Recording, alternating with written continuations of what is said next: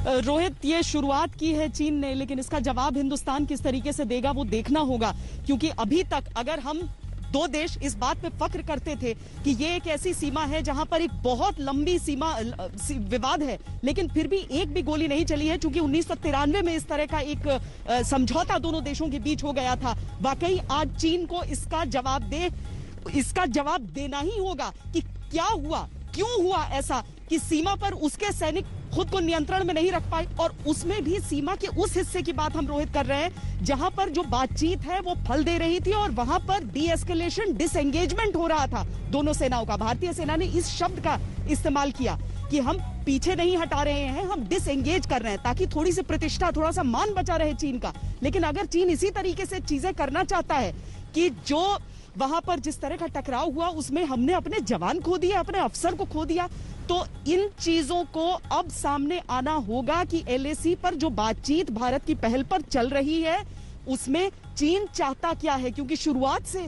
उसकी जो मंशा रही है उस पर आशंकाएं उठाई गई हैं कि इस तरह की हरकतें क्या कोई युद्ध के लिए करता है। अब अगर आपने एक ऐसी सीमा पर जहां पर बात सुलझ चुकी है, जहां पर आपको मालूम है कि स्टेटस को किस तरीके से मेंटेन करना है, वहां पर सैनिक चीन के उस तरफ से इस तरह से टकराव के लिए सामने आते हैं, तो वाकई ये सिर्फ 3 शहादत का मामला नहीं है। ये सवाल है कि चीन क्या वाकई वो परिपक्व देश था जिसकी हम बात कर रहे थे।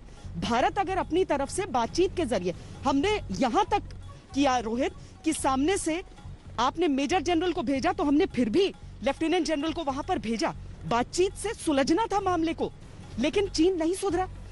हमने डिविजनल कमांडर स्तर की बातचीत की है, ब्रिगेड कमांडर स्तर की बातचीत की है, सीओ स्तर की बातचीत चल रही थी, और गलवान घाटी तो वो हिस्सा जहां पर बात बन गई थी। पेंगोंग सो पर मेन टेंशन है इस समय में, जहां पर चीन का दावा अधिक रहता है। लेकिन अगर इस इलाके में ऐसा हुआ है तो अब सरकार, अभी तो सेना की तरफ से बताया गया है कि बीती रात क्या हुआ है वहां पर, अभी भी बहुत खुलकर हम कहें रोहित तो ये चीज सामने नहीं है, क्योंकि गोली नहीं, चूंकि वहां पर उस सीमा पर चलती है तो अलग तरह के हथियारों का इस्तेमाल चीन की तरफ से किया जाता है। भारतीय फौज तो क्या करती है, या आईटीबीपी भी जब वहां पर रहती है तो शारीरिक तौर पर अब पुश करके उन्हें पीछे करते हैं उनकी सीमा की तरफ। लेकिन चीन की तरफ से वो कांटेदार तारों को लाठियों में लपेट के, डंडों में लपेट के उसका इस्तेमाल किया जाता है, और वो आप गलत तरीके से हिट करते हैं तो बहुत बुरी चोट और बहुत बुरी इंजरीज होती हैं जो जिंदगी भर के लिए आपको क्रिपल कर देती हैं।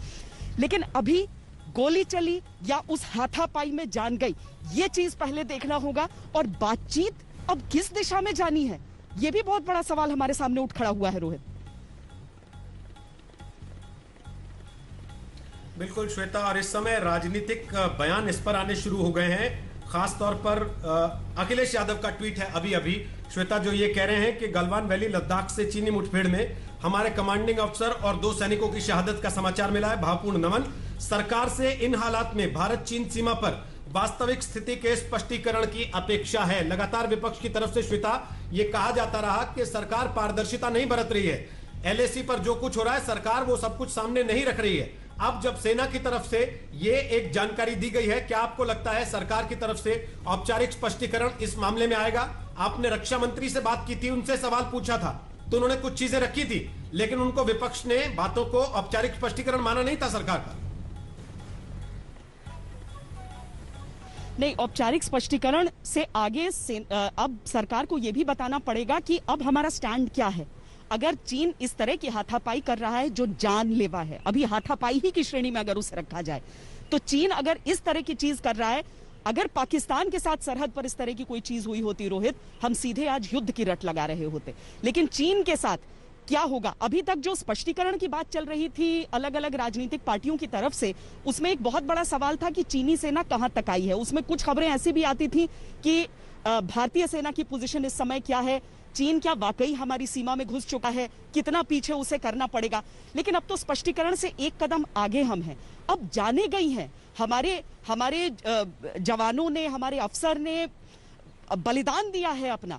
अब जाहिर है कि मामला सिर्फ स्पष्टीकरण तक नहीं है, बल्कि ऑफिशियल स्टैंड, भारत क्या स्टैंड लेगा। अब अगर चीन युद्ध पर आमादा है तो आज की परिस्थिति में हम क्या करना चाहते हैं, किस तरीके से इस मामले को अब आगे बढ़ाया जाएगा। क्योंकि जहां तक बातचीत का सवाल है तो बातचीत तो चल रही है, पाकिस्तान के साथ हमारी कभी बातचीत नहीं होती है। हमने ये स्पष्ट तौर पर तय किया हुआ है कि पाकिस्तान जब तक आतंक पर विराम नहीं लगाएगा तब तक हम उससे बातचीत नहीं करेंगे। इसीलिए वहां पर जो भी होता है वो एक्शन के रूप में ही होता है। पर चीन से हमारे रिश्ते बहुत अलग हैं, बहुत परिपक्व माने जाते हैं। इसीलिए अब अगर चीन ने ऐसा किया है तो अब क्या, चीन जाहिर है अपनी तरफ से अभी न तो इस बात को स्वीकारेगा, अभी तो सन्नाटा है पूरी तरीके से उनके आधिकारिक सर्कल्स में, पूरी तरीके से सन्नाटा है। उनके ग्लोबल टाइम्स जो हर बात पर कोई ना कोई एजेंडा अपना थोपने की कोशिश करता है, वो कुछ नहीं कह रहा है इस पर। चीन अपनी तरफ से यही चाहेगा कि वो चाहे कि एक इंक्वायरी हो और पता किया जाए और उसके बाद वो कहे कि आपने उकसाया, लेकिन जाने गई हैं, इनको इस तरीके से नहीं छोड़ा जा सकता है।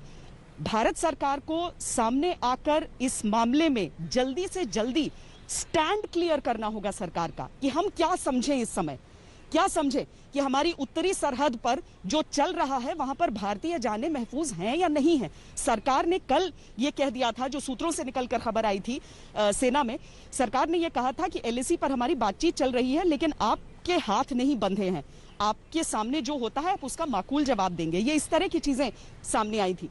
अब जब आज की सुबह, हालांकि शुरुआत में खबरें आना शुरू हुई, अपुष्ट था, किसी को विश्वास नहीं हो रहा था। मुझे जब पता चला तो मुझे लगा कि ऐसा कैसे हो सकता है कि जान चली जाए वहां पर, लेकिन आधिकारिक पुष्टि के साथ ही उस पर विराम लगा, जो अब से कुछ देर पहले आई कि हाँ, बीती रात हमने 1 अफसर और 2 जवान चीन की सीमा पर अपने गंवाए हैं।